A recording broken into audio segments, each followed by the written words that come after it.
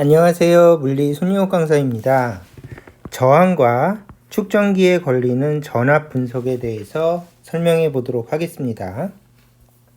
일단은 현상을 먼저 꼼꼼하게 적어 봅시다.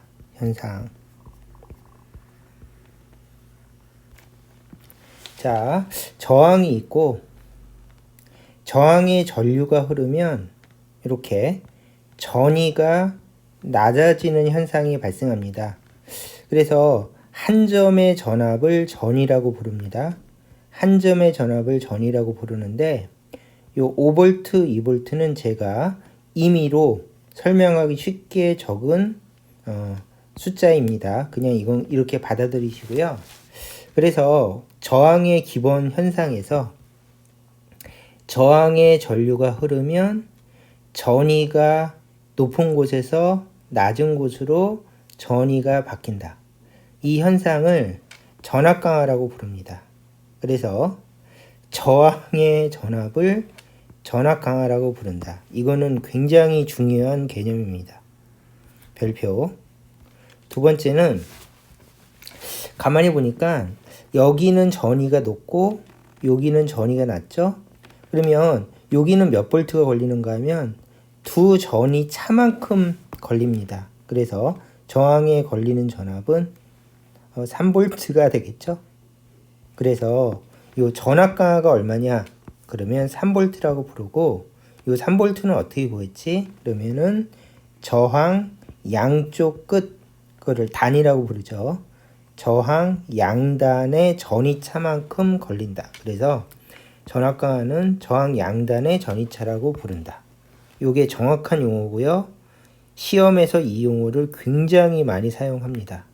그래서 평소에는 인식하지 않으면 모르시는데 요거를 배우신 다음에 시험 문제 같은 걸 보면은 저항 양단의 전위차라고 표현된 문제가 엄청나게 많습니다. 그래서 별표. 그 다음에 이거를 좀 단축시켜서 말할 때 저항에 걸리는 전압 이런 식으로 단축시켜서 얘기하는 것도 많이 사용됩니다. 그래서 3번까지가 공식적인 표현이고요. 시험에는 요 세 가지 표현을 섞어가면서 출제가 됩니다. 근데 간단하게 이거를 좀 줄여서 저항에 걸리는 전압, 저항 양단의 전위차, 전압 강화하면은 인식률이 떨어지니까 저항 전압이라고 출제되는 문제들도 있고 평소에 강사님들이 설명할 때 저항 전압이라고 설명하시는 분도 있습니다. 이것도 괜찮습니다.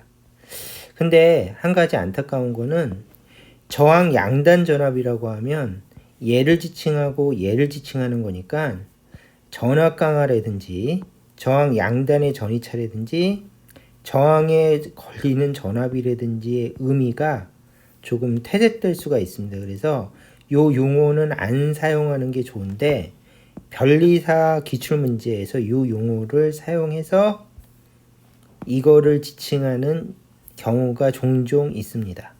그래서 얘는 어쩔 수 없습니다. 기출문제에 그렇게 나와 있기 때문에 그냥 받아들이시면 되고 정확한 표현은 이것이다 라고 그냥 생각해 주시면 되겠습니다. 그래서 저항 양단 전압은 이거하고 이거를 지칭하는 거가 돼서 좀 잘못된 표현이지만 기출에 이렇게 나와 있으니까 그냥 이렇구나 하고 넘어가자.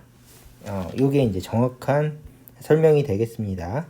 그 다음에 마지막으로 저항 공식을 이렇게 적었는데 저항 공식에서 전압 강화가 뭐지? 저항 양단의 전위차가 뭐지? 저항에 걸리는 전압이 뭐지? 그러면은 바로 요 V는 IR의 V를 의미합니다. 그래서 얘네들이 V를 의미하는구나 라고 하는 것을 아는 것이 가장 중요합니다. 그래서 저항에 들어가는 공식 V는 전압이라고 불러도 되지만 이 V를 전압 강화라고 부를 수도 있다 하는 것을 확실하게 이해하고 넘어가시면 되겠습니다. 자, 그러면 축전기로 넘어가서 축전기 현상을 분석해 봅시다. 항상 물리는 현상을 분석하면서 논리를 전개하니까요. 자, 보세요. 이쪽에 축전기가 충전될 때 플러스가 충전되고 마이너스가 충전되는 것이 기본 충전입니다. 그리고 축전기 C가 있고, 그러면 축전기 한 점, 플러스 옆에 요 한 점은 한 점의 전압을 전이라고 부른다. 전이입니다. 또 한 점, 한 점의 전압을 전이라고 부른다. 전이입니다. 그런데 플러스 옆은 플러스 전이, 마이너스 옆은 마이너스 전이니까 이쪽 전이가 더 높죠. 그래서 플러스에서 마이너스로 이렇게 가면서 전이차가 발생하게 되겠죠. 그래서 이 V를 마찬가지로 축전기도 전압 강하라고 부릅니다. 얘가 1번. 그 다음에 두 번째는, 그렇다면 여기서 여기를 바라보면 전압이 올라가죠. 그래서 이 V를 전압 상승이라고 불러도 됩니다. 그래서 저항도 마찬가지로 이렇게 갈 때는 전압 강하지만은 이렇게 바라보면 전압이 높아졌죠. 그래서 전압 상승이라고 불러도 됩니다. 근데 대표적으로 전압 강하라고 부르기로 하자 해서 대표적으로 전압 강하라고 부르는 거고, 마찬가지로 여기서 여기를 바라보면 전압 강하가 맞고 여기서 여기를 바라보면 전압 상승이 맞는데 대표적으로 전압 강하라고 부르자. 그래서 하나만 명심하시면 됩니다. 축전기에 걸리는 전압도 전압 강하라고 부른다. 요거 하나 명심하시고요. 대표적으로 전압 강하라고 부른다. 두 번째는 요 전이하고 요 전이를 뺀 만큼 전압이 걸리니까요. 이거를 축전기 양단의 전이차라고 부릅니다. 그래서 축전기가 있으면 양쪽 끝에 차이만큼 전압 강하가 걸린다. 그거를 축전기 양단의 전이차라고 불러주시면 되겠습니다. 별표. 그 다음에 마지막으로 축전기에 걸리는 전압. 그래서 그냥 편하게 축전기에 걸리는 전압이라고 부르는 것이 있어서 요 세 가지가 공식적인 용어입니다. 저항하고 똑같죠? 그리고 얘네들이 길기 때문에 또 얘는 의미상 문제가 있을 수가 있기 때문에 요렇게 부르는 것 대신에 축전기 전압이라고 부르시는 강사나 설명들이 굉장히 많습니다. 그래서 얘는 그냥 받아들이시면 되고요.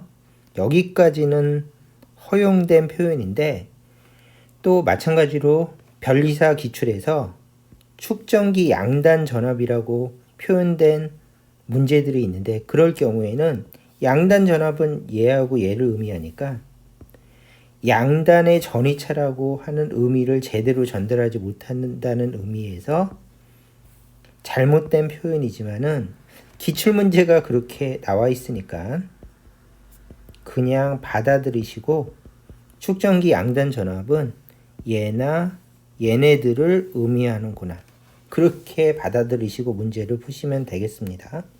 이제 다른 전압을 의미하는 게 아니라 어차피 축전기에서 의미하는 전압은 이러니까 이거를 그냥 받아들이시면 되겠습니다. 그 다음에 이렇게 축전기의 전압을 이렇게 명시를 했는데 이걸 어디다 쓰는가 하면은 마찬가지로 축전기 공식 Q는 CV의 이 V가 바로 얘네들입니다. 그래서 우리가 공식이랑 반드시 연결해야겠죠. 왜냐면 우리가 공식을 이용해서 문제를 분석하니까요. 그래서 공식을 이렇게 적으시고요.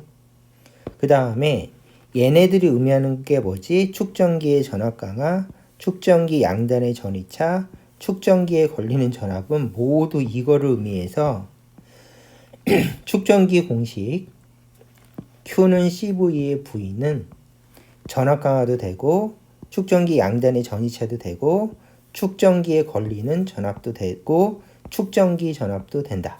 이거를 이해하시고 넘어가시면 되겠습니다. 그래서 얘도 전압 강화가 될 수 있다. 이렇게 이해하시면 되겠습니다. 자, 여기까지 해서 저항과 축전기에 걸리는 전압에 대해서 질문이 올라오길래 동영상을 찍어 보았습니다. 여기까지 하겠습니다.